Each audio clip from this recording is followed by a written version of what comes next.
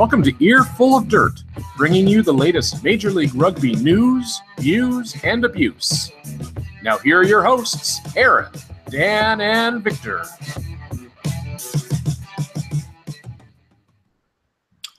How's it going, everyone? And we're live. Tonight, we have Bryan Ray filling in for Dan, who decided to take a vendor's tickets to the Mets game. Rest in peace. So then we've got a bunch of Seattle Seawolves news, talking MLR in Vancouver coming up, USA selects down to Uruguay, not really digging deep, but just canvassing the makeup of the squad. Then we're going to go with Rugby Utah's answers to Bob, as well as more Rugby Utah news, overall player signings, NOLA GM Ryan Fitzpatrick's article that he was quoted in Yahoo, and a bunch more. But first, Bryan, let's hear about you, man. You're, this, I would say, a relatively prolific writer for America's Rugby News, which is probably the most consolidated news source for this hemisphere when it comes to rugby. Well, it's probably the only one, so I'm not sure who you're comparing us to. So, so how'd you get involved with them? And then we'll talk a little bit of Curry Hitchborn. Well, I guess I started writing way back in 1998, and actually my first, I guess you would call published piece, was on the really old original Rugby Canada website, and I kind of kept doing some stuff along the way. The old Canadian Rugby News was around for a few years. I did some stuff for them, some columns and articles and so on, and then I kind of drifted in and out. I was still playing at the time, and coaching, so I kind of left writing kind of intermittently for quite a few years, and then probably 4 years ago, I started up my own blog because I was calling it quits as a player. Decided I would get back into the writing thing, and after a couple of years of that, I was doing all right at the blog thing. By that I mean I was blogging pretty frequently, and traffic was all right.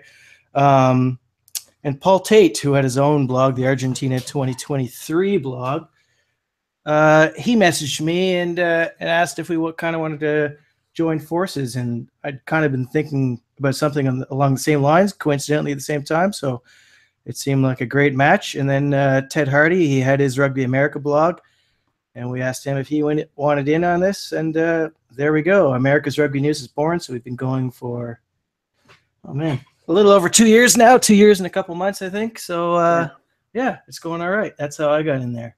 Yeah, I definitely, I think I got in, I started following you guys probably about when you first started, or at least around the first ARC is when I first started reading you guys. So great stuff. It really blew up then. Great stuff. Keep up the good work. And now let's talk Curry Hitchborn. So there's that. So Curry, I don't want to misspeak on him. I got basically this stuff from all the press that was done this week. So Curry and that glorious beard are going south to Seattle, and being brought in by Adrian Balfour, the CEO of the Seattle Seawolves, and Shane Skinner, the other managing partner, to run rugby development.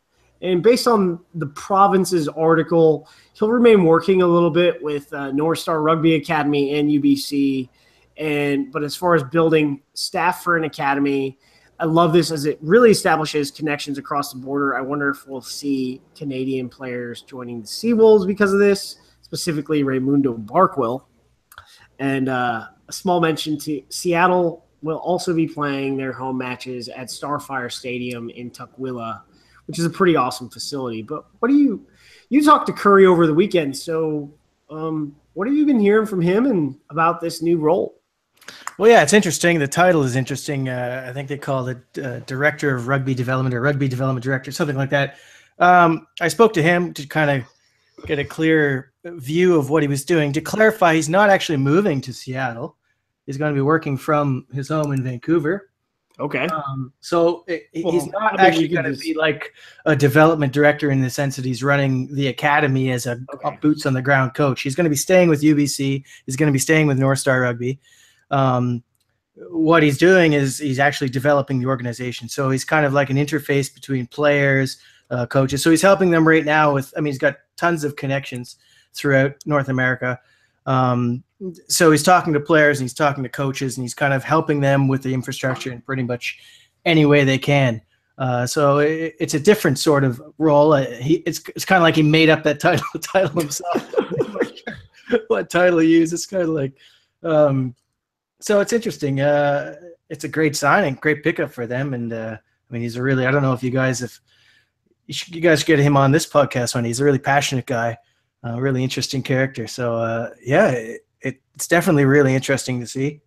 Yeah, I mean, he said that, like, we were talking in the Twitter DM world, as it were. I asked him if he wanted to come out for a line out. So we'll definitely look at getting him on the schedule to do a interview specific podcast for him. So, but yeah, I wasn't really sure. Thanks for the clarification on that. And yeah, Victor, what do you think about this?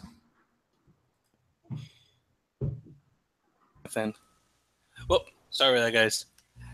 Okay, so first of all, good evening, everyone. Welcome to Earful of Dirt. I know we like jumping the gun with the episode, and we sometimes deserve and say hello.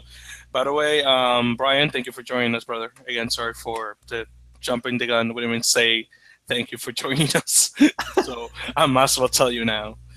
Anyway, so going back to this thing regarding Mr. Give me a second, because I can Hitchburn, because I was calling Hutchinson for whatever reason. Hitchburn, that's how you pronounce his name. I don't know why. So first of all, so nice to see some Canadian representation on the Seattle team. Since Washington State is like right there by British Columbia province. Although that caught me for a loop, the fact that he's actually not going down to live in Seattle. He's actually going to stay up there. Yeah. So I was not expecting that. So thank you. That's good to know. But again, in your position of all places, we're going to have a Canadian, but hey, at least that's what matters. Now, I'm really happy for Curry. Obviously, he's hiring, and I hope to see great things on the Seawolves with his new position. So, of course, on my fingers. I'll be surprised if I don't see Canadian internationals on that team, by the way. Like, really surprised. And we'll talk about Canadian internationals, actually, later in the episode. Now, what I really want to see is the reunion of, like you said, Aaron, I don't know what you call him, Raimundo, but Raymond Barkwell and Olive Khalifi from Sacramento Express on the front row of Seattle. So, again, hey, really his Facebook page says Raimundo Barkwell. Does it? Oh, I'm sorry. Okay. Thank you. No, you're welcome. He's got a few nicknames. I didn't know. I thought it was just Ray or Raymond. But we'll see with Ray. I mean, if we look back at pro rugby, of course, we had 5 Canadians in pro rugby, and there were 5 teams in pro rugby. So with 8 teams in Major League Rugby, or so we think anyways, chances are we'll be seeing a few Canadians. We just got news a few moments ago, I guess a couple hours ago, of the first one. So, we'll see. I know Ray's pretty frustrated up with Castaway Wanderers and the BC Rugby Union with the restrictions on the number of carded players that can play for each club in that league. So, I wouldn't be surprised if he was shopping himself around. He's a veteran, and he'd be a great player for a team in pro rugby to pick up. In Major League Rugby, rather. So, Brian, I'm curious. I know the article that we saw down here about Curry's signing said that also went on to say that there is some opportunities for a Canadian side, possibly as soon as 2019. So what have you been hearing about MLR expansion into Canada? Right. So, I mean, it shouldn't be a secret. We've seen the Ontario Arrows pop up already, and it's not really a secret what their intentions are. They've already had a game which kind of came out of the blue, if I can use that pun, against Glendale a short while ago, and they're going to have some more games in 2018. And they're moving towards being professional, fully professional side. Whether that happens in 2019 or later remains to be seen. It's all about really the money, obviously, and making that a sustainable organization. But certainly they're making moves in that direction. Obviously, Vancouver is a hotbed of rugby in Canada.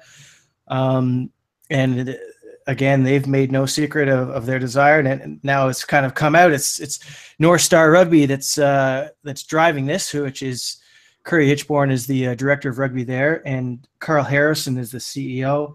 And they have every intention of bringing a team to Vancouver, which is really exciting. How far along the way it is, they're being a bit coy with us. We're not entirely sure how far they are yet. But as I understand, there is a strategic plan in place, and they're aiming for 2019 to have full inclusion. But, there's a lot of work to be done on the ground. Obviously, with Curry now working with the Seawolves, I mean, that gives them an immediate inside look into how the whole structure is going to work. So that's a good thing. But, does he immediately switch to the Vancouver franchise if it goes through? There's all kinds of questions like that. But yeah, it certainly looks like that is going to happen. I wouldn't bet against it anyways. And it's really exciting time for Canadian rugby. I mean, obviously the outcry was pretty large from the Canadian rugby community when the whole pro rugby thing fell through. And this is before, I should point out, this is before we really knew about the, we'd heard rumblings about the off-field stuff, but it was before we knew the full extent. So when it first came to light that they weren't going to join pro rugby, we were pretty upset because, I mean, we're all desperate. We're like everybody else. The rugby community up here is all desperate for a professional rugby team to follow. I mean, we can look at the success of the Wolfpack, the rugby league team, and people want to watch it, right? So to hear that, in all likelihood, we're going to have two teams in 2019 now, whether they're fully professional, whether they're actually full members of Major League Rugby remains to be seen. But just to have that promise that it's on the way, things, the pieces are moving in that direction is really, really promising.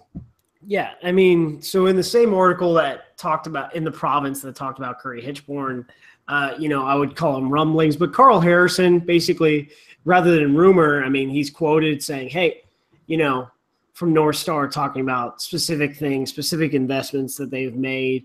And, like I said, for me, it would be great that it was in 2019, but I sort of see what the Ontario Arrows are doing. And I like the whole proof of concept. Let's, do fundamental funding tests basically. So can we get a side to 5 different cities on a plane, visas and everything to play,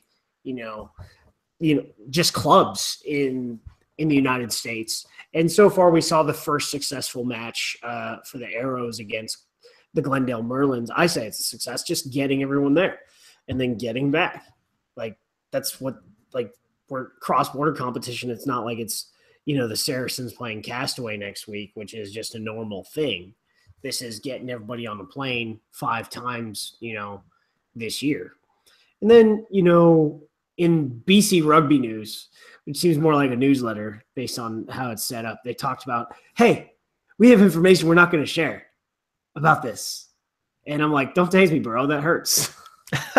Well, with Mark Bryant is the editor there, and he's been around for a while. He's actually the guy who made the first Rugby Canada website and first published my first piece. So Mark's an interesting character, and he's got lots of connections as well up there. So, I mean, I'm not really sure what he's referring to. There could be a lot of different things that he's getting excited about. He's often at odds with Rugby Canada. So, it could be that there's something in there that he's pleased is going to annoy them or something. I honestly, I don't know, because it could be really anything. So it doesn't necessarily have to be something about the Seawolves in particular. It could be something else. But yeah, it does get a little infuriating seeing stuff like that. I suppose I do something like that every now and then too, though. On Twitter. I try not to. When you broke, after Grant Cole's like random weird Facebook post, when you just put Major League Rugby on Twitter, it's like, what the heck is this? Well, come on. That had been rumored for a while. I guess you guys just hadn't heard yet. Well, some people keep things a little quiet down here, Well, you can't just throw stuff out. You have to, you have to have sources. You have to have actual information. You just can't throw out rumors, especially, as much as we're not trained journalists, we do try to keep some journalistic integrity. And I'd like to think that our site has gained the following and kind of the respect it's built by being accurate, by putting out, stuff that's actually happening, the stuff that's, factual.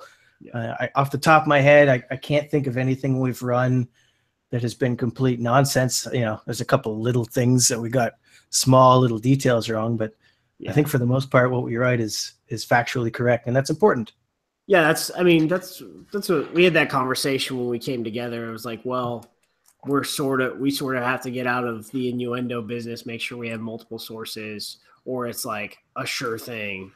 And for the podcast, because we were basically on this Reddit page crowdsourcing news, and it's like, hey, we're now going to become relatively formal media.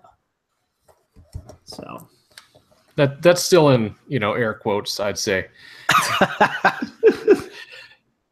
No, I do have to say though, you tweeted about MLR, right, just as like the news was breaking and moments before it broke and everything. And I think it may have literally been your tweet that made me decide to go ahead and grab that page on Reddit there and start up the subreddit. So thank you for getting ahead of that one and helping me get ahead of it and get that thing started. Well, yes, as far as I'm aware, it was actually Grant. Like, we had the release, and obviously we knew about it, but we were kind of delaying putting out the story. But as far as I can remember, it was Grant who actually posted that initial release of the teams, and it was only for like a few minutes, and then he took it offline. He was rewriting it or something. But once it was out, it didn't make any sense for us to hold on to it anymore because eventually it was going to come out anyway. So that's when we decided to run with the whole story. And even then, it took a while for a lot of other people to kind of get on the bandwagon. But I'm happy to say things have come along the way they were supposed to so far.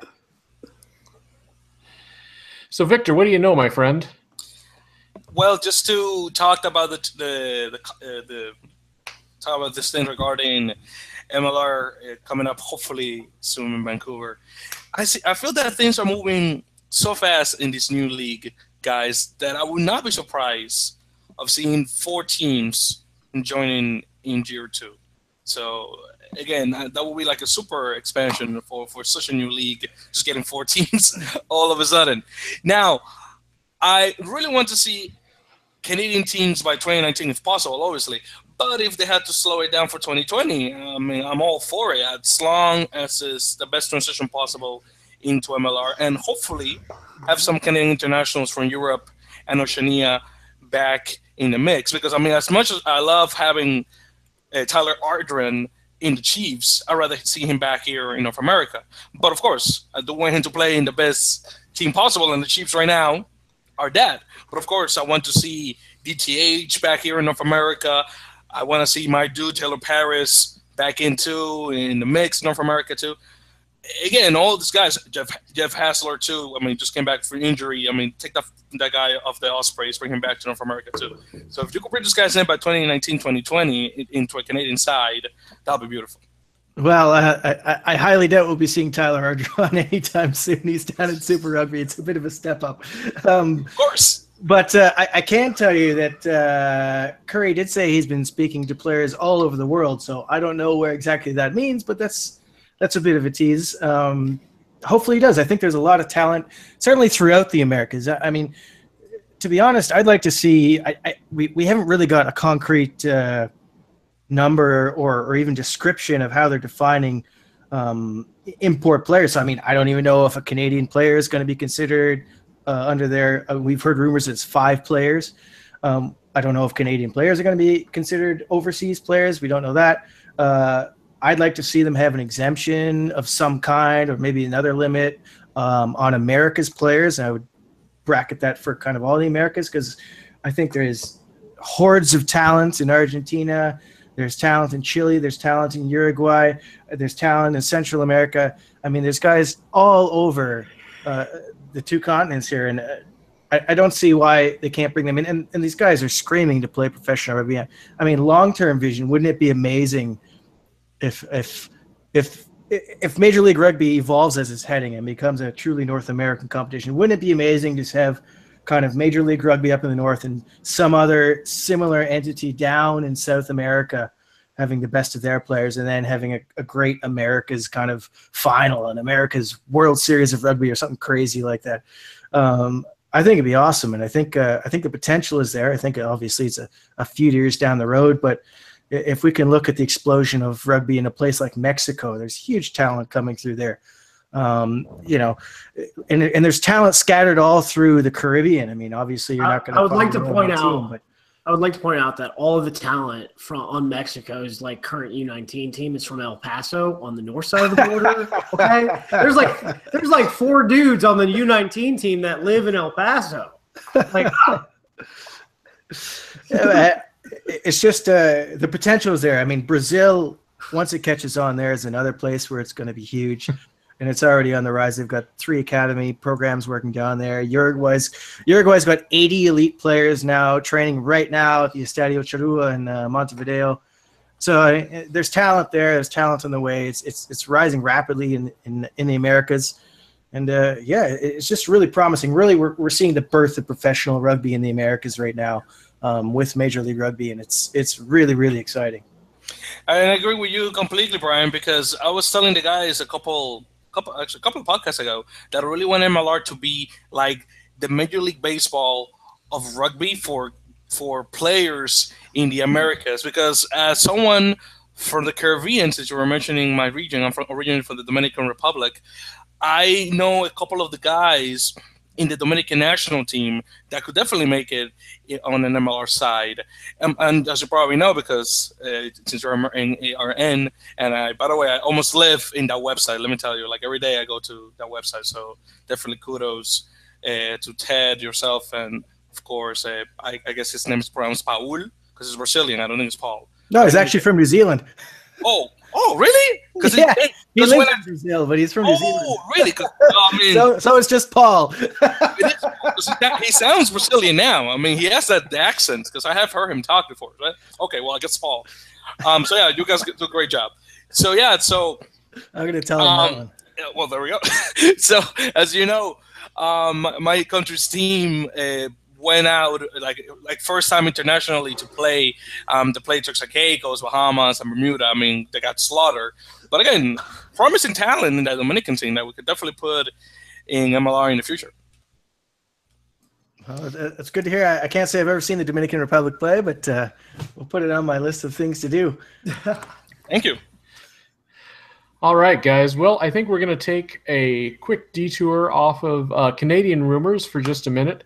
But just a quick shout out again to Bryan Ray. He's joining us today. He's from americasrugbynews.com. You can find his writing there, and you can also follow him on Twitter at Ray's Rugby. So be sure to give Bryan a follow and track with his updates. We really appreciate him being here. So Bryan, if you don't mind sticking around, I think we're going to talk some Kansas City news. Luckily, I've got some coffee, and I'm eager to hear the news. So let's go, guys.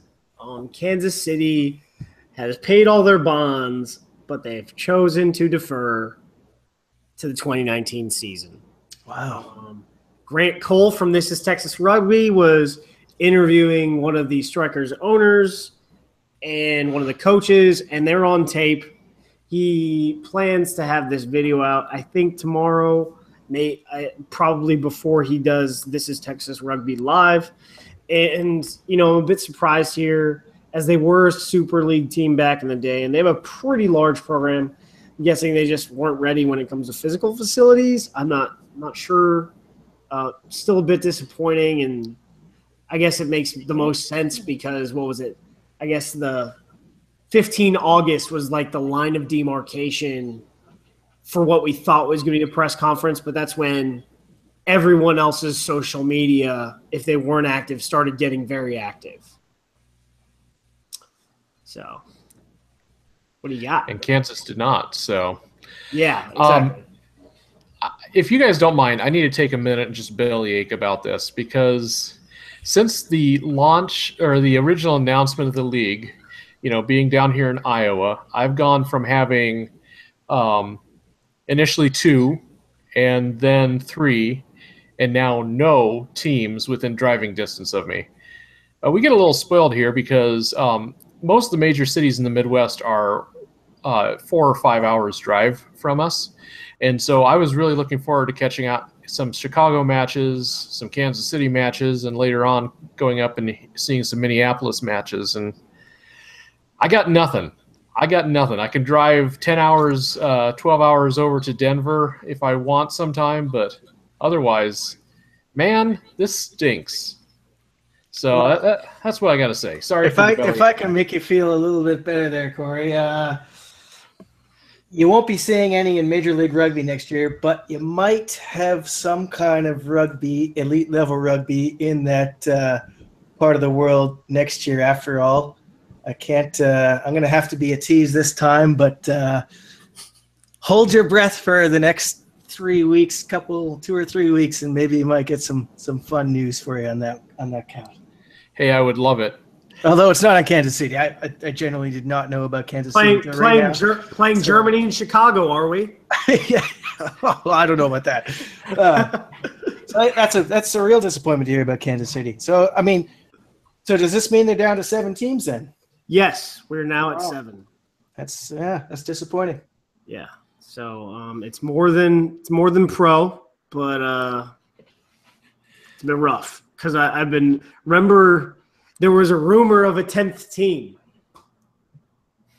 And now we're at 7. So, does this open the opportunity for Dallas to shape up and jump in at the last minute to save the day? So it seems like, from what we're hearing, that Dallas is still interested in the team. Obviously, they have not, from what we have heard, paid their bonds. So as of right now, they are not in 2018. Everyone I've asked says they're not in for 2018. However, yeah. They still seem very driven towards it at some point. Every conversation I've had says they're out, but then there was like, hey, we have another bond due date coming up. If they could they could crap out like $750,000, So yeah, they're obviously still they still got Mike Ford. Yeah, it's in our interesting. He's just it's in our abuse section, but we might as well cover it now. Mike Ford was in a strategic planning meeting with UNT, and that was like the only social media, exercise by the Griffins after being silent since they signed John Mills, really.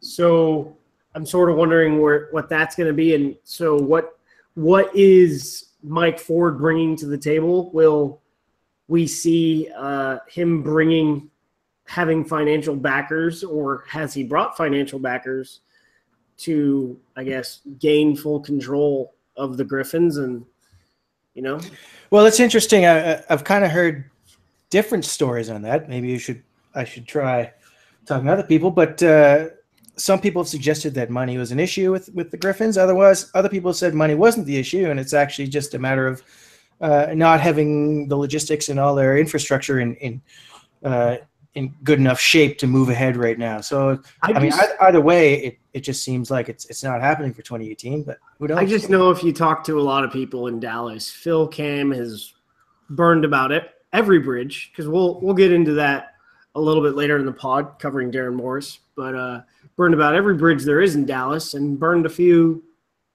back on the island. So, not to air out somebody's dirty laundry, but if you go in, it's not a secret if you talk to anyone in the Dallas rugby scene. So I don't know. Well, I'm not that in tune with the Dallas rugby scene. I do know there's lots of people who there seem to be some heated rivalries down there. So some of those opinions I kind of take with a grain of salt. However, the proof is in the pudding, I guess. And as of right now, we don't have a Dallas team. Yeah, I think that's kind of where we're at.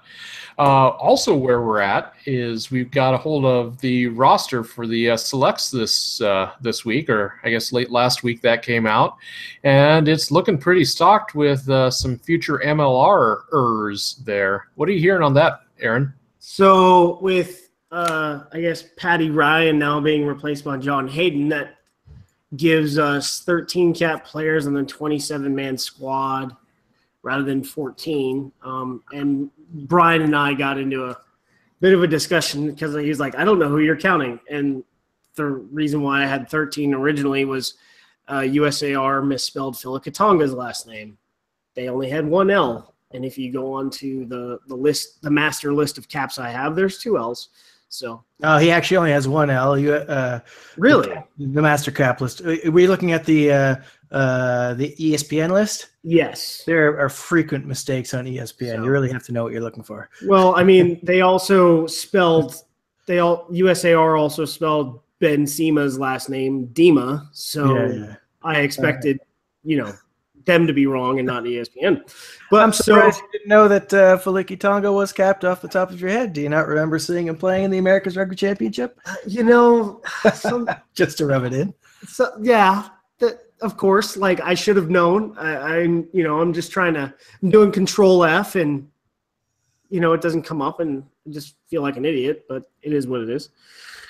So I guess we don't have an Aviva player in the squad since Paddy Ryan has now been replaced by John Hayden. We have a Super Rugby, Super Academy player, Ruben De Haas. He's coming back from the Cheetahs Academy to play scrum half for this squad. And then we've got 12 MLR players on the 27-man travel squad, 5 MLR players on the home. I'm not sure. No, in my notes, John Hayden is not a future MLR player yet because he's 21? And then he's older than that. He's 24. Oh, then he might be 25 actually. Then he might be an MLR player. But also, so the PRP is reorganizing, and they have 4 players on the travel squad and 3 on the home reserve. So that definitely gives you a strong sense of the quality of the team. And then looking at the staff, it's pretty strong, to be honest. Scott Lawrence will be coaching the side with J.D. Stevenson, who was the USU 20 coach. He works in talent ID for USAR. And then you have Scott Murray. He's the forwards coach of Santa Monica Rugby, and he also coaches forwards for UCLA. He's a former Scotland lock, had 87 appearances, and then current Lindenwood assistant James Harrison. Yeah, that's a lot. Anyone? I'll jump in on that, Aaron. No worries. By the way, just quick correction, Aaron. It's not Super Rugby anymore. Pro 14. Yeah, you're right. Pro 14. Yeah, I mean, I don't blame you. I mean, it just happened so quickly. Seriously, I don't blame you for that. Yeah. So, South African Academy says a lot. Yeah, exactly. That's right. But going back to names that I know off of that list, which, by the way, check out the USA Rugby website if you haven't seen the list. This thing is looking good, guys. Definitely a contender. But that's a question. Are they contenders? Now, that is a question, and the answer always is going to be answered once they get down to Montevideo for a few weeks. Now, you got obviously a couple of players like Ben Sema and Bryce Campbell, who are still young, obviously. But my girlfriend says Bryce Campbell's ass is perfecto. No joke. There we go. I was not even thinking of that, but hey, good for him. Now, again, he's just in. I was gonna say. Now he's still young, alongside Ben, but I don't know if they have to be in the selects after playing with the Eagles, the senior side. But I guess I want to develop it a little more. But I think they already proved their mettle. But we'll see. I think, if I could just interrupt you for a second, Victor, I think you guys are getting a little tied into this whole selects thing a bit much. I think you really have to look at this in certainly from a Canadian perspective, looking at the number of high-profile elite-level games that are available to Canadian and USA players. They're not a lot. You don't get a lot of time. Yeah, so if you've got a fringe guy, even a guy like Ben Seaman who's playing in the ARC, he's not really a first-choice Eagles guy. So for him to come in, he's going to be a first choice. He's going to play probably every game at 10, or he'll play like 2 at 10 and 1 at 15, something like that. This is really valuable game time for him to get. I mean, he's still, what is he, 20, 21? 20. Is he not even 21 yet? So, I mean, this is great exposure for him. And to get that game time is really invaluable for that program. So a lot of these guys, you look at them and you say, take a Ben Landry, the same thing. He's been out for so long. He's just come back to rugby. They just got to get more game time in an international setting. Matt Jensen, the same thing. So it's not a matter of have they made it or not. It's Bryce Campbell. I mean, he's arguably first choice depending on who your selector is. It's just a matter of getting these guys more time that's at a higher level than the club that they're playing at right now. Yeah, I mean, I definitely see that perspective, considering that, things being what it is, we've only got 2 tests. And I've confirmed this like 3 times. USAR is not planning on hosting a match. We're playing Georgia and Germany overseas, and that's it. And then we're coming back for the ARC. Mm-hmm. I hear you. And by the way, sorry to interrupt, Aaron. Correction. Yeah, Ben, it is 21. He turned 21 in March. So I'm sorry, he is 21. So the other thing I thought was funny for me was specifically Salm Wuching being selected as a loose forward when, he's never played flanker or 8. I mean, he's played as a wing or center. And based on his skill set from football, being a free safety, it really lends more to the backfield, the back line, than it does to being a loose. Like, if you have this massive, rangy, physical fullback or another massive, rangy, physical wing to go opposite Blaine Scully, we're missing another, a first choice, wing. That's what we need to develop. Mm-hmm. So it's kind of weird. And the funny thing is that he played apparently center he played flanker the first time and apparently got a man of the match. Really? When was that? I don't know. That's what he said on his Twitter. He said, but I think he said something along the lines of play flanker for the first time and got a man of the match. I think this is a sign. Something like that. I didn't look. I mean, no, did they switch up their listing? Because he was still listed at 13 for this last match they played.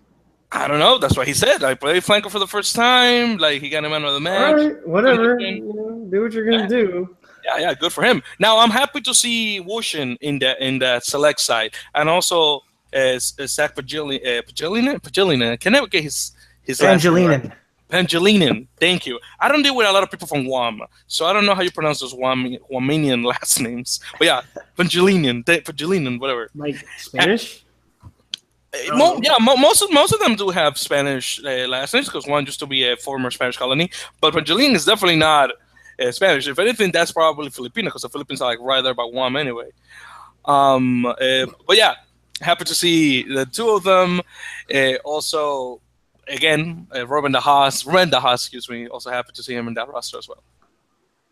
And if you guys do want some stuff after the show, on Tuesday nights, Victor hosts a geography podcast. So be sure to tune in for that. Oh, dude, wow. Corey, you just gave me a great idea. I may start doing that, actually. Victor, which we just randomly talk about places on the map. Not a bad idea. Just give me a great idea. Thank you. I'm gonna write this down. So Bob, got it. I guess we've got a Rugby Utah correspondent because they're responding to his emails as well as ours, and he got a bunch of answers, and Victor selected a few to talk about tonight. Yeah, guys, it's gonna be a long one, so get ready. So first, Bob asked about having games on Sundays in a state where most of the population has the same religion that advises not to have activities on that day. That religion, by the way, being the Church of Jesus Christ of Latter-day Saints, also known as the Mormon Church or the LDS Church. I mean, they're a sect of Christianity that doesn't do anything on Sundays. Yeah, well, there we go. Zero. That's right. But in any case, Rugby Utah answered that the schedule has not been finalized for any team, and the organization is aware of the Sunday situation, and that MLR wants all teams to succeed, so they are going to be working with each individual team to achieve their goals. So that's one. There was the question of what has happened with the open application Rugby Utah put for coaches and staff a couple of months ago. Now, the search is going really well, and are expected to announce their findings soon. Most of the existing staff from the amateur side will transition into the professional side, but the coach and DOR, Director of Rugby positions, will evolve with said transition. Yeah, so they haven't – the information I had from 3 days ago was both Seawolves and Utah Warriors have yet to hire a coach. And, I mean, there was someone on Reddit that says, hey, it's going to be a Kiwi for Utah. And I'm like, sure, but don't know who it is because it hasn't been done yet. Yeah, Seawolves have not hired a coach. Yeah. Mm-hmm. They have some targets, so to speak, but they've not hired anybody. And also, you were mentioning that they may have an Irishman for the Seawolves. Yeah, I figured because Adrian Balfour is an Ulsterman, so it sort of makes sense. Yeah, might as well have someone there from Ulster Province. So again, guys, that was the second one. Now the third one, Rugby Utah is still. This one. Rugby Utah is still finalizing the roster, which is going to have internationals, but they do not know of the amount yet. It was confirmed that most of the roster is going to be from the state of Utah, saying, and I quote, "We have the most talented rugby players in the country, and the Utah MLR side will reflect that." Now, I do agree with that. Utah definitely does have really good rugby players. Yeah, I don't think anybody's arguing with that. I don't know if they're the best in the country, but I don't know. California and Texas seems to have some real talent in it too. But I mean, yeah, collegiate-wise, they have two of the top, college programs in the nation. So there's nothing really to argue about there. Okay, so that was this third one. Now, the fourth one. A question was raised regarding the relationship with Real Salt Lake of MLS Major League Soccer, since some of the staff at Rugby Utah are some of them worked at RSL and they're alumni, and the Utah franchise may play in a field at the new RSL facility out of Harriman, Utah. Now, it was confirmed by Rugby Utah that several meetings have occurred between both organizations and that they are exploring relationships at different levels, but can't comment on specifics at the time when they wrote the answer.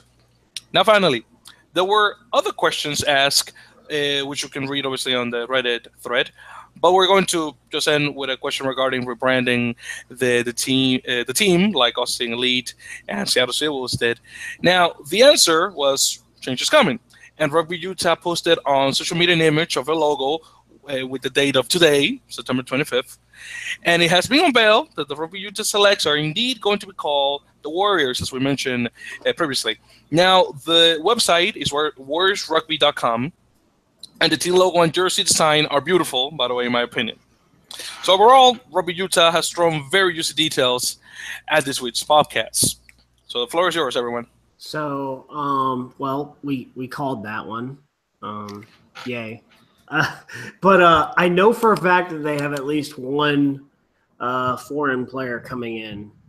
So I'm going to guess that they have at least 3 or 4 more others coming in as well that they've recruited and signed. They're just not announcing them yet. If you haven't checked out their photo shoot video on Twitter, go check it out. It's at the Bonneville Salt Flats. It's pretty dope. Yeah. I was just going to say, just as a random opinion, I think their kits kick some serious rear end. Wow. the design of those things, it's nice. It's really, really nice. Might have to be an investment in my future. So, what do you think about that, Brian? I think Utah looks great. Sorry, I just got an email from Carl saying he'll get back to. That's Carl Harrelson of North Star Rugby saying he'll get back to me in 24 hours. So I should have some new information when I post that article for you guys on Wednesday, or when I get it written. Yeah, Utah kit looks great. I mean, we all knew they were going to be called the Warriors. That's no surprise. You know, you can't really say anything about the quality of their rugby. They're going to have the heavy Polynesian influence. They've got some really talent. It's interesting. The guys actually they got named to the APC squad: Jackson Kaka and Josh Whippy. Am I missing? I think it's just those two. Jensen was a Utah select. Oh, sorry, Matt Jensen as well. You're right. I'm certain he'll be with the squad as well. So, you know, they're going to have some good. I mean, if you look at Cullen and Jensen, likely in the second row, or even if Cullen plays it, they're going to have a strong side, strong bones of the side. Anyways, Don Patty, I think he was in the picture on the website, wasn't he? So I mean, he's another quality player. Yeah. Utah looks great. The Sunday thing is interesting. I think in general, personally, I'm not a fan of Sunday rugby anytime. That's just my feelings. I'd much rather see Friday night rugby than Sunday rugby. So, you know, I'm sure they'll do their best to keep them out of the. One thing I will say interesting with this, what do you guys think about the name? So them calling themselves Utah as opposed to Salt Lake City. I mean, it's normal with what you got there, other than real Salt Lake, because the Utah Jazz. I mean, it's more akin to what is with the cultural identity of the state. They're if you go there, they're very Utah. Like, people are all about Utah, except for when it's, you know, college football season. Then it's the Holy War. I find it interesting. I guess one of the criticisms that came out with the Ontario Arrows name was that they were calling themselves Ontario rather than Toronto, even though geographically they can't really call themselves Toronto yet because they don't have a home field latched in yet. So I mean, it could, who knows, they could end up playing in Hamilton or something like that. So it would be silly to call themselves Toronto if they're playing in Hamilton. But and I can see the argument where, personally, if you look at the other teams, they're all, you know, from a city, right? And personally, from a sporting franchise, I prefer to see them called named with a city rather than a state, because they're not a state team. It'd be like Vancouver calling themselves the British Columbia team when they're not the British Columbia team. They're the Vancouver team. And with Ontario, I can see where they're coming from. They want to keep their brand going. They've been going as the Ontario Blues, but I don't know. And I'm certain from what they're saying that they'll probably keep that. But personally, I would rather see them go with where the city's from. So in the Utah's case, I was kind of wondering if they would go for Salt Lake City Warriors, even though, you know, Utah Warriors is pretty catchy and, you know, it's got history behind it and all that. So I can kind of see both ways. But yeah, I just find it interesting. It was kind of like with Pro, we saw the Ohio Aviators rather than, say, the Obetz Aviators or Columbus, when everything else was, you know, San Diego, San Francisco, Sacramento, Glendale, you you know. And there's the thing, Glendale, why not call them the Denver team, you know? Well, I mean, Glendale is that's their thing. I mean, yeah. So, I mean, at the end of the day, it's not a big deal. We're just having a silly conversation. I just thought it was interesting. Now, let me go on that. Now you mentioned that, Brian, regarding them adopting their state name instead of the city name. I'll give you an example in Canada. What about the British Columbia Lions out of Canadian Football League? Football? Who cares about football? I don't follow Canadian football, but I do know they go by the BC Lions. No, British you're right. Columbia. No, hey, point taken. But so, I mean, I don't watch the CFL anymore, so I can't vouch for them. So there exists a precedent. Mm-hmm. Yeah, because they should really be called the Vancouver Lions, but hey. All right. Hey, I agree with you. Send them a complaint. Will do. And Wednesday night is Wednesday nights are Victor's Canadian Football League show. What happened to Geography one? That's Thursday. No, that's Tuesday night. Oh, Tuesdays. Oh, Tuesdays, Wednesdays. So, and on to player signings. What do we got, Vic? Well, so just a few hours ago, and we were talking a little bit about it, of course, just now. America's Rugby News, of course, Brian's website, like we mentioned, unveiled the signing of the Canadian International, one of my favorites too. Point of fact. I pointed this out to Aaron earlier. It wasn't actually us that unveiled it. It was the Rugby Canada press release. We weren't putting it out, but they put it in their press release, so we had to come out with it, obviously. Okay, of course. So kudos to Rugby Canada. I was like, how dare you? And he's like, hey, it says it right here. Look. Well, in any case, Rugby Canada unveiled, which ARN put the unveiling of loose head prop Huber Bidens, who used to play, by the way, for the San Diego Breakers, for those of you that remember. Brian, of course, as a Canadian yourself, it's only fair that you take it from here. So please tell us about Mr. Bidens. Well, surely most people are aware of Mr. Bidens by now. He's won 43 caps, captain Canada. He's been around for ages. He's been to 2 World Cups. I mean, he's let's be honest. He's coming back from a major knee surgery. He had an ACL reconstruction. He hadn't really played from that injury, which was with the San Diego Breakers, by the way, at the end of the pro season. He hadn't played until the Canadian Rugby Championships, which was a month or a couple months ago. So this is kind of his reintroduction to international rugby. He's 35 now. It's a little bit long in the tooth, but he's a front row guy, so hopefully he's got a little life left in him. And either way, I mean, I'm sure he'll be able to contribute at that level, whether he's not quite at his best where he used to be anymore or not. To pick up a guy with that kind of experience, I wouldn't be surprised even if he's in some kind of a player coaching role, helping with the forwards, that kind of thing as well. To have someone with that vast experience, New Orleans is going to have nobody else on the roster with that kind of experience. So I think it's a great signing for them. There we go. And hopefully if they sign Ray Barkwell, they can have them right there back to back. There you go. That would be really cool. So yeah, so that's one signing, guys. Next up, after that, by the way, I don't know what happened this week, but Nola Gold was on a roll. So that's one player. The second, Reddit user Kuhook, I believe his username is pronounced. Thank you, by the way, for the posting, bro. And if I mispronounce your username, I'm sorry. He posted that it was announced on Saturday, September the 16th, at the Metropolis Rugby Football Club match against the Cincinnati Wolfhounds, which, by the way, Metropolis won 54-10, that a guy named Derek Diesel Van Klein had signed with NOLA as well. Now, Diesel plays hooker, speaking of the hooker position with Ray Backwell. And are you sure about that? That's because I remember he was in the Aviators, and I thought I saw him as a hooker. He's a prop. So he might have played all across the front row, but he's mostly a prop. He played in the CDI league here in BC. I think it was with James Bay for a bit, and then he came down and he was a reserve prop with the Aviators when they had some front row problems. Well, thank you. So thank you for the correction. So not hooker, prop, and yes, that's true. I do know that he played out of James Bay, out of the BC Premiership, and of course he played for the Aviators. Now it was confirmed that head coach Nate Osborne for NOLA Gold was in attendance. So it's good to know that even in Minnesota does not play in MLR, many players from the state of Minnesota will go to San Diego, if not to New Orleans. So again, not too shabby. And then we've got another one.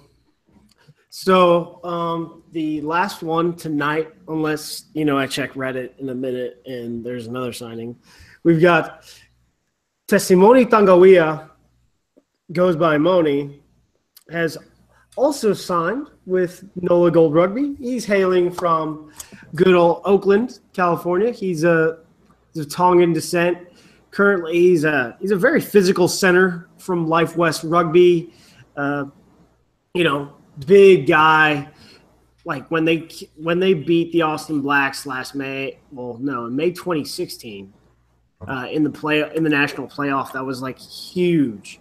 Then previous to joining Life West, he'd also played his rugby with the Oakland Warthogs, the Santa Barbara Rugby Academy while he was at Santa Barbara Community College. And then he also played with an overseas club before that. And then as well as the Diablo Gales out of Orinda, California, up in the East Bay.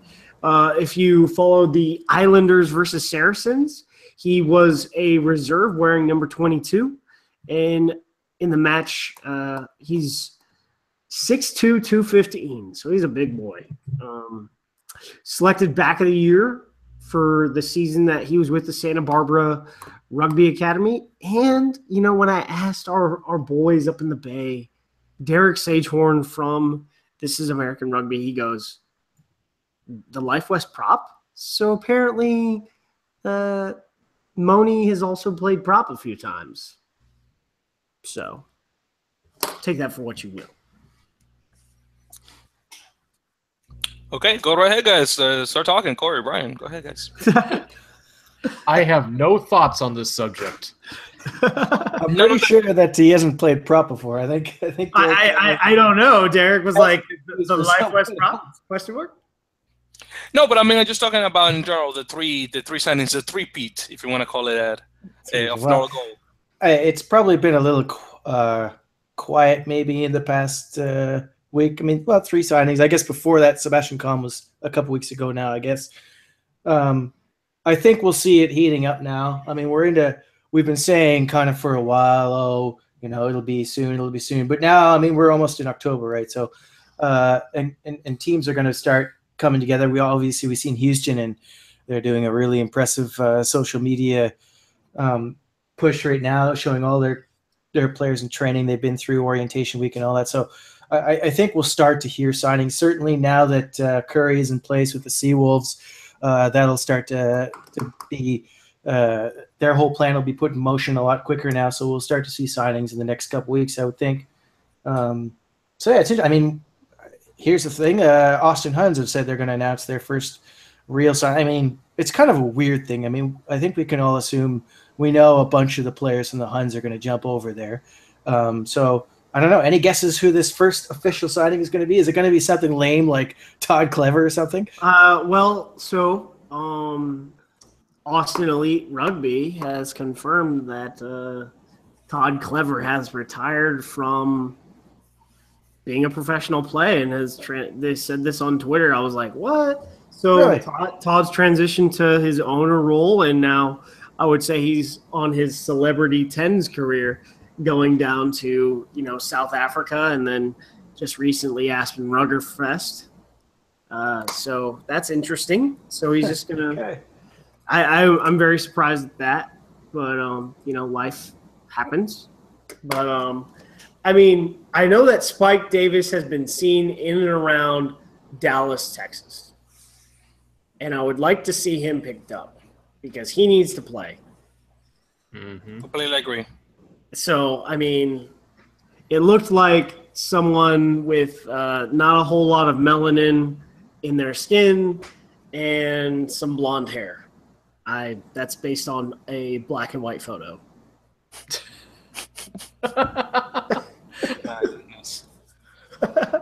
But as far as like these 3 signings, it's just interesting because you go back to, I guess, the first signing that was on a press release by like the Rugby Players Agency, which is a player agency out of Colorado. I guess the first signing for NOLA, like the announcements are very disjointed. It's not like with the Strikers where it was coming directly from the Strikers, except for Kieran Farmer, who had, you know, a bunch of like 17-year-old friends that he told, and they all broke it on Twitter. So that's, I mean, it's just, it's whatever. We saw what the Strikers did, and not everyone has to do what the Strikers do, but just criticism. So, Corey, you found an article in Yahoo with Ryan Fitzgerald. Places. Yeah. You know, the article more or less focused actually on an NFL player. Here, I should probably pull this up so I can talk about it. A Baltimore Ravens player Jermaine Illuminor, thank you. And talking about his transition from rugby over to football. But then they also interviewed Ryan from NOLA about his duties. He is actually has done some scouting for the NFL, but then he also, of course, is coaching down at NOLA Gold. So it's just an interesting. Say what? Just the GM. Oh, he's general manager. Okay, thank you. So it's just the idea of transitioning back and forth between the two sports, and I think a lot's been made about one of the U.S.'s strengths is, having a lot of people who know how to play football and possibly being able to leverage that into creating rugby players, or preferably get people involved in rugby instead of football at an early age. So I think that's kind of what I wanted to touch on for just a minute and kind of get your thoughts on that whole process, converting players, and then also, kind of what we can learn. There was a few news tidbits, as I recall, from that article as well. Yeah, so in there, Ryan Fitzgerald, he's an NFL scout for the Senior Bowl, and now is also the GM for a rugby franchise, which is pretty awesome. So he knows how to assess talent from his scouting role. And they're talking about having 10 guys in an academy setting, basically playing, on a practice squad type role, coming in, just bringing in pure athletes from other sports to learn. And which is going to be great, because I think some of those guys, it's all so Jared Hayne crossover from Rugby League and made the 53-man roster for the 49ers for about half the year, and then finished the season on the practice squad, and still had the camp invite to return, but he chose to try and make the Fiji 7 squad for the Olympics. And he still could have returned to the 49ers after that, but he chose not to, and went back to the NRL for one of the top contracts in the NRL right away, which was still less than his rookie deal with the 49ers. So you don't have a lot of NFL guys shifting to rugby, but our current Eagles side has more than a few former football players, notably Mighty Joe Tafate. He started playing, I want to say he started playing rugby when he was about 20, after, Division I football didn't pan out. And his girlfriend's family was all playing rugby, and they converted him. And now he's, a first choice hooker. We're got so many hookers in our program right now. Then you have Ben Landry for a year and a half, really trying to make it as a football player. He was in the Seahawks camp the first year, and then the Bears signed him in the spring this last year, and then hung up the cleats in May and came back to playing for the Eagles. So two most successful guys when it comes to really, I would say, rugby to football are Jermaine Illuminor and then Nate Ebner. But at this point, you don't really call them crossovers because they made the crossover a long time ago. But the NFL is also recruiting athletes through their international player pathway, which Victor will talk about. Yeah, guys, but before I go into that, I just want to mention regarding Jerry Hayne. When he went back to National Rugby League, NRL, he originally was with Parramatta Eels. He turned down that contract, which apparently was one of the biggest in NRL history, to go to the 49ers. Now, when he went back to Australia, he signed for the Gold Coast Titans, which is one of the worst teams in NRL. Out of 16 teams in the league, they ended up 15 this season, so horrible. By the way, can't wait for the grand final. It's going to be Melville Storm against my boys, North Queensland Cowboys, speaking of which. I just want to bring that up real quick. Interesting. I like my 15s, but I also like my 13s, guys. I don't care if it's Union League. If it's rugby, I'm cool. By the way, guys, real quick, I just noticed Instagram, follow us, Instagram, Earful of Dirt. Sebastian Calm, just like our post. He's probably watching this. If you're watching this, Sebastián, qué bueno que estás aquí, hermano. So I don't know if he's watching this, but hopefully he is. He liked our post regarding today's podcast. I just want to throw that up. Sebastian Comm, if you're listening, there's still time. Turn your back on American rugby. Play for Chile. No, no, Sebastian, por favor. We need more Hispanics in the rugby team. Because how do you want to bring the Hispanics? We're not Hispanics on the team. Same thing with soccer. Seriously. Anyway, so going back to my piece. So, and we're talking about NFL just now. Adams Zaruba, for example, was signed by the Philadelphia Eagles, did not make the practice squad, had to go back to rugby to Canada, which I'm happy anyway because I freaking love them in the 7 squad. So I'm really happy for that. I don't think he's back there quite yet, but he might be soon.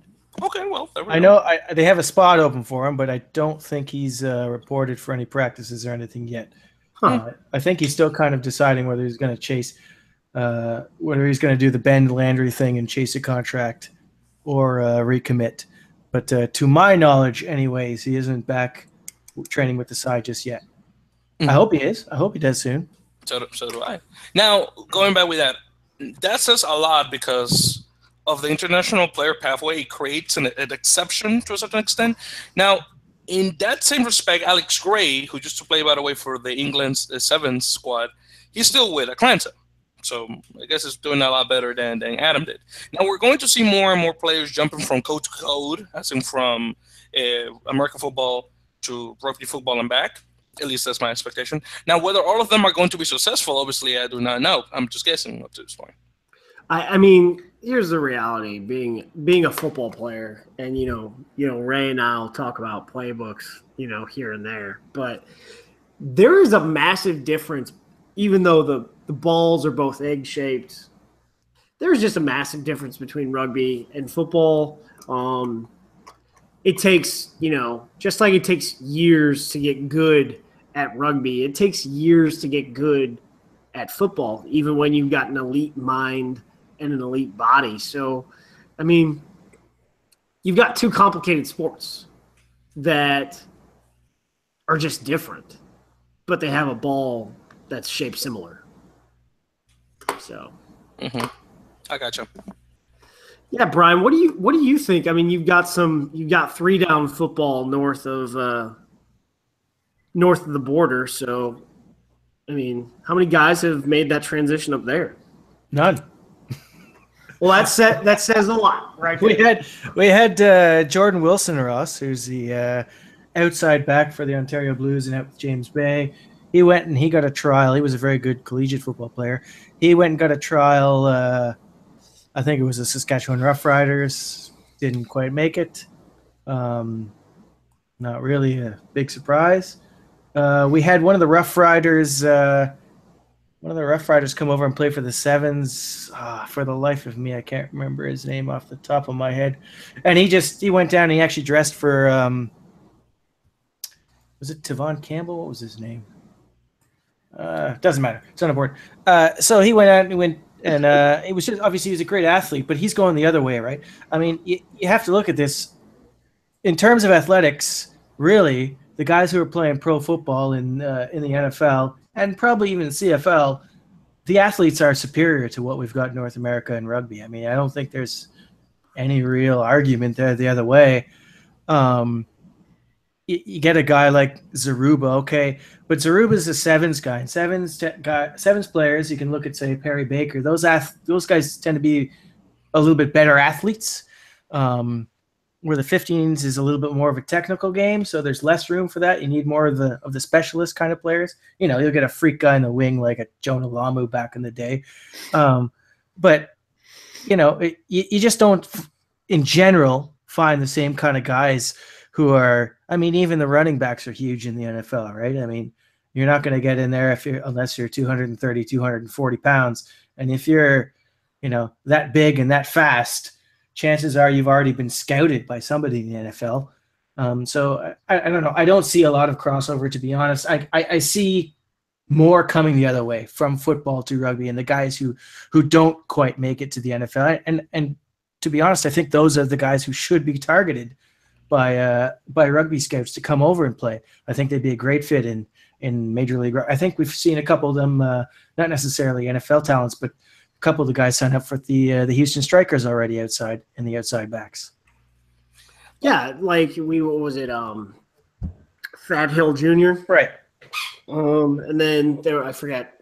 I'm gonna. Was Malachi Esdale? He was a pretty good football player. Malachi Esdale, and like he played for Sam Houston State. So I mean, we've got some. But he also played. He's also played a lot of rugby.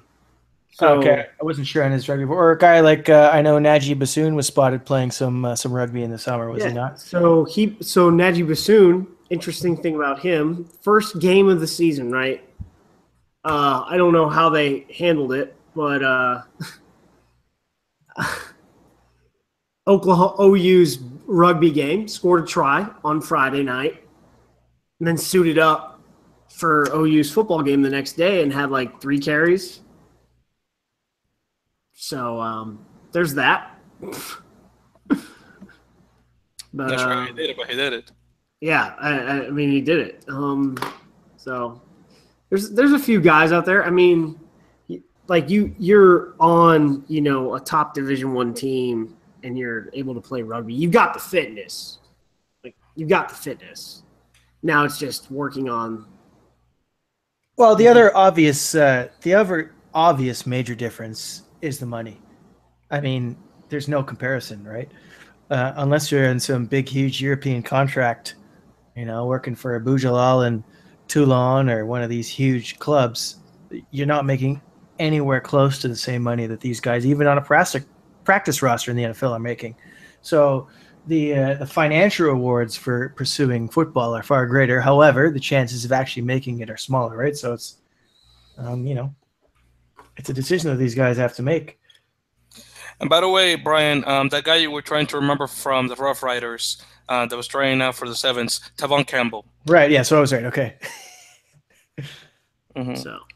Yeah, I mean, there's a guy, he's just playing in the CFL. He's not even playing in the NFL, but he's got tremendous speed, and an athlete like that would be a game breaker for Canada if we could get him to stick around. But again, he's on a full-time CFL contract, so why is he going to give that up to make, what is basically peanuts playing for the Canadian Sevens team? I mean, it's nice that he gets to travel around Hong Kong and so on, but he's really taking a massive pay cut to do so. And these guys what's the stipend for Canadian Sevens players? Like Sevens guys? Yeah. Well, last year, before they had a contract renewal, I think they were on something like $1,500 a month, which is nothing. I mean, you can't survive. That's less than our guys. I don't know what it's like to live at Langford, but $2,800 a month in San Diego is not a lot. Oh, you're scraping even with a dorm, even living on site with your, if you're living at the dorms at the training center, even with that covered, just living there is expensive. Oh yeah, I mean it's crazy. I think maybe a couple of the senior guys might have been getting a little more, but I mean there's a reason why those guys were basically on strike before last season was because of that. They're not making any money, and here's Rugby Canada. They put on this event, this hugely successful event in Vancouver, the new Sevens there, and where's that money going? And rightfully so for them to question, say, hey, we're the players, we're the guys sacrificing. Why aren't we seeing some of this, in our pockets when, we're sacrificing everything and we're getting nothing in return. So, you do not play rugby to make money yet in North America. I think that's just a fact. I completely agree with that. Okay, guys, moving on with the show. So, what do we got? So we'll cut out Darren Morris. Congratulations, man. You're the director of rugby for an amateur organization, and we're an MLR podcast. Love you much. I wish you were hired for the Eagles. But, so we talked. Mike Ford being on the ground already and doing whatever. But, and the next one is Austin Elite do not have autumn fixtures per the AER Twitter. And then they've got a secret unveiling this week. As far as my take, they've got a massive construction project going down on Nixon Lane, which I will get a chance to look at in October. So I think they're really focused on just rounding out their roster and building the stadium. So, what do you think,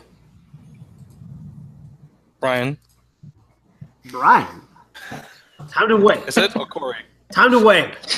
Canadian. What do I think about Austin's fall schedule? Yeah. What do you think of a lack of a fall schedule? Well, I mean, these guys are building. I mean, does the Houston Strikers have anything on tap right now? I don't think they do. I mean, no. I mean, I guess it's different. You can look at Glendale and say, well, they've got, some games they've just played the other day.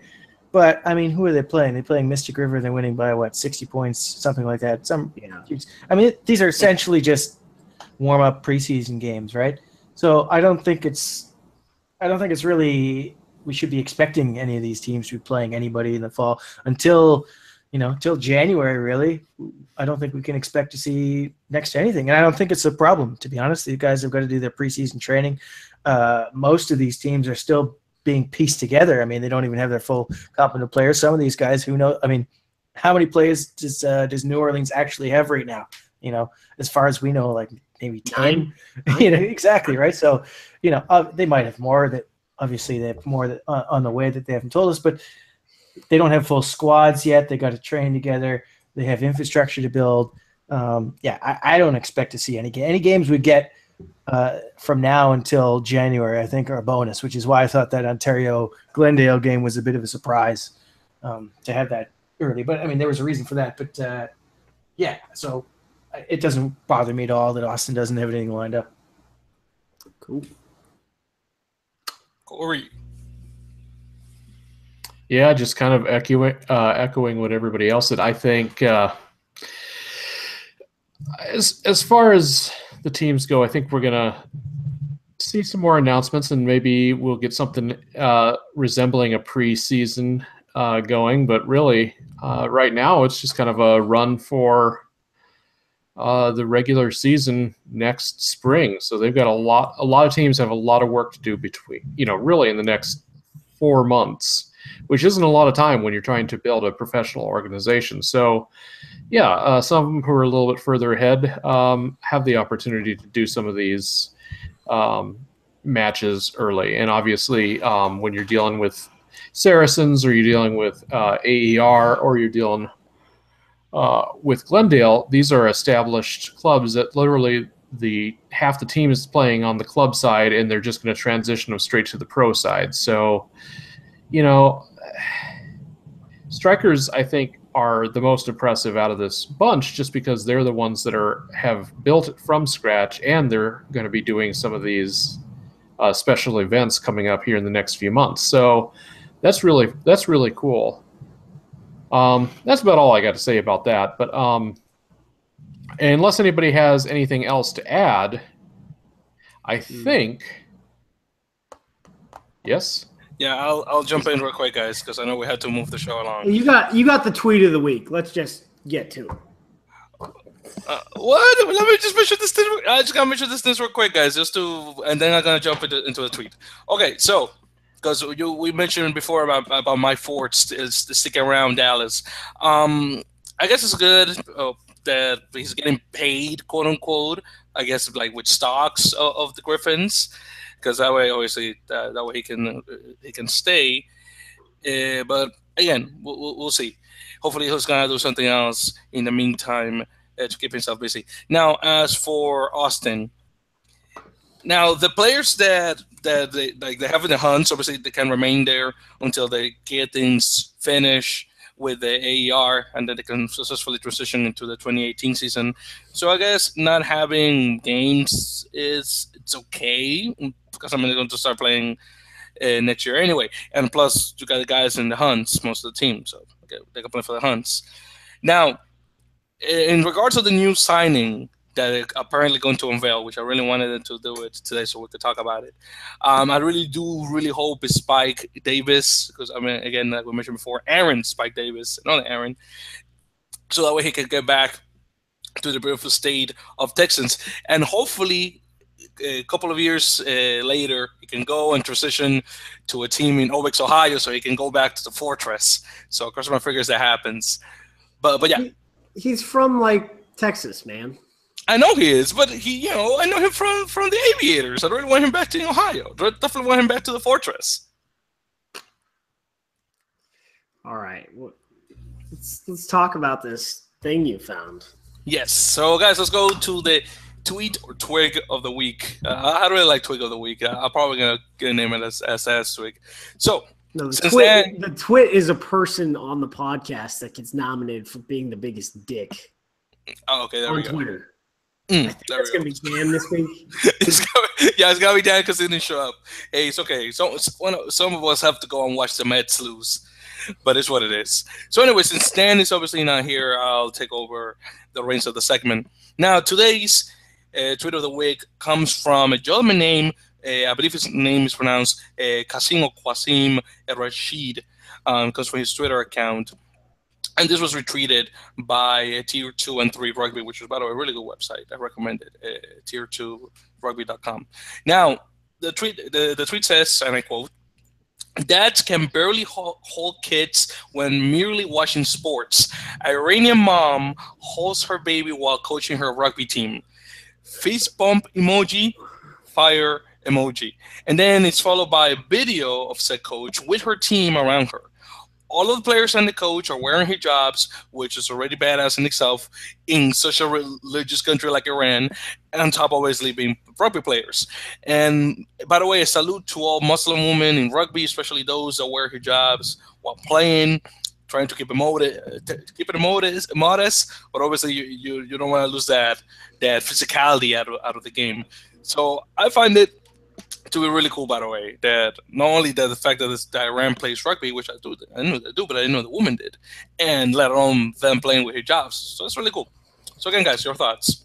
I mean, she's momming and coaching at the same time, so that's pretty impressive.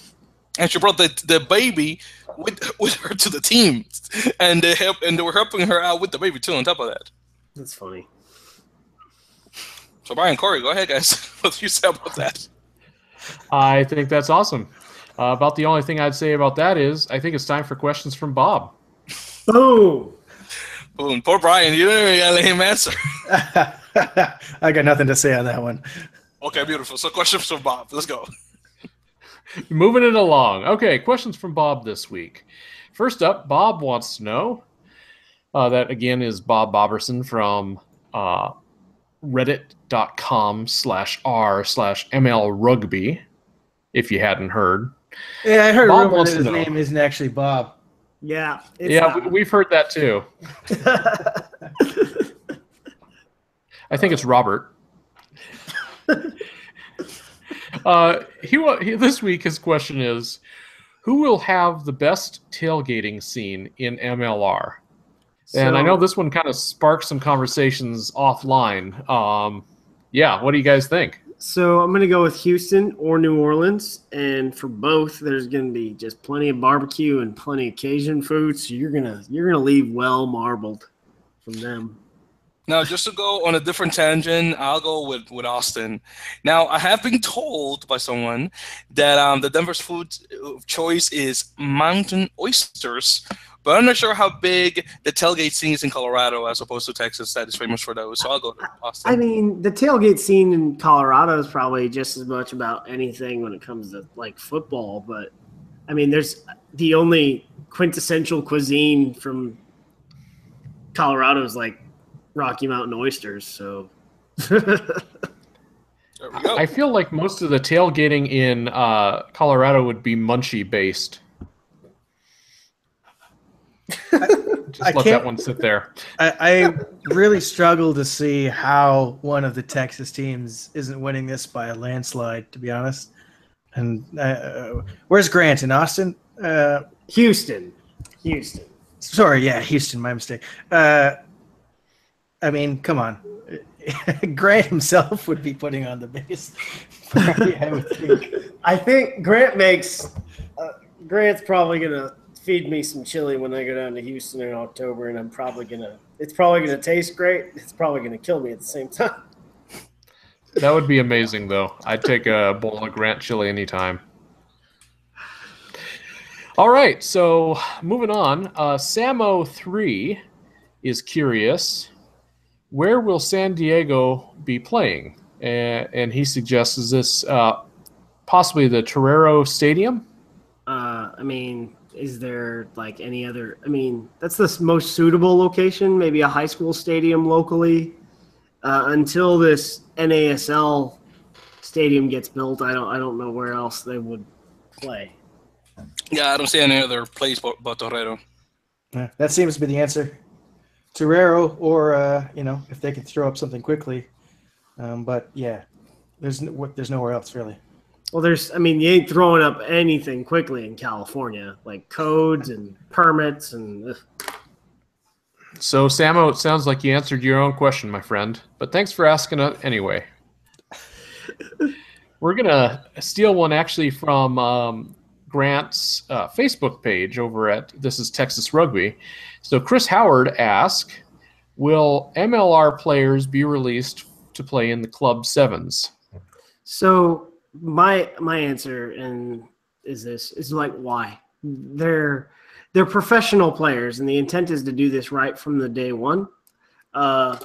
Pro released their players to the clubs because Doug had no plan for an off-season program, and the amateur clubs were going to be used to keep his players in shape, whereas the MLR's intent is to maintain its professional structure. I could see teams like maybe Utah, Glendale, and Seattle, the bulk of their sevens teams being made up from MLR players, but not really Houston, maybe Austin.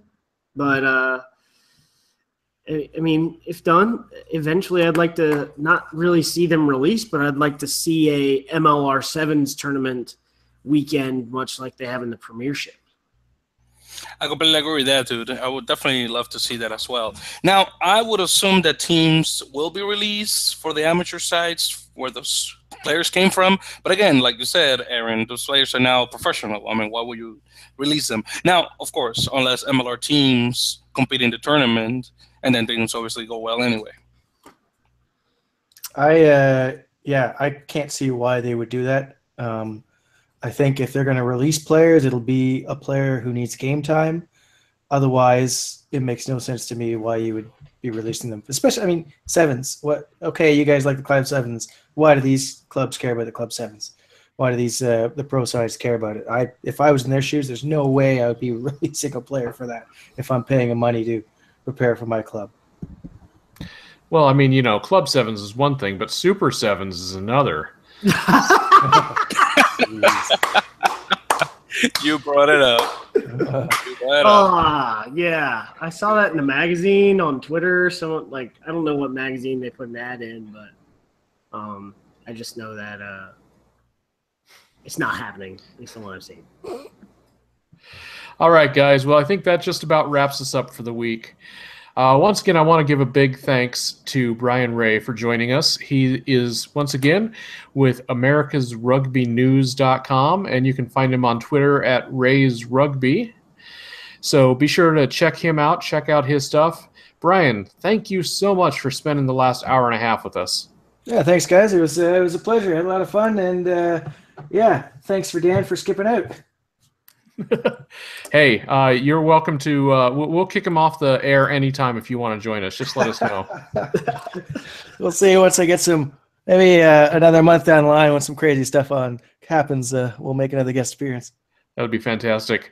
Hey, does anybody have any final thoughts on our way out? Really not. So as they say, let the boys play. Victor, to you. Hello? Victor, are you talking? All right. I guess I'll say this. Subscribe to our YouTube channel at Earful of Dirt Fancast. Like us on Facebook at Earful of Dirt. The same on Twitter and Instagram. Add our podcast. We are on iTunes, Google Play, Stitcher, Player FM. Leave us a review. 5 stars. Get a shout out at the beginning of the pod. Call us 1-720-600-2679. Leave us a voicemail. And with that said, just have a great evening.